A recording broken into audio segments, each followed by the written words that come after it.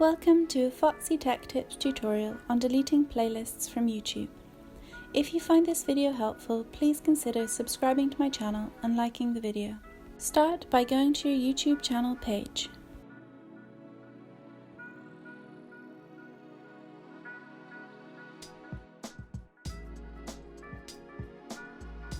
Now select the Playlists tab. Here will be a list of your playlists. Find the one you want to remove and tap the three dots button beside it. Then select Delete.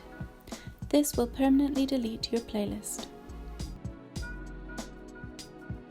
And that draws an end to this tutorial. Please like the video if you found it helpful and subscribe to Foxy Tech Tips for more YouTube tips and tricks.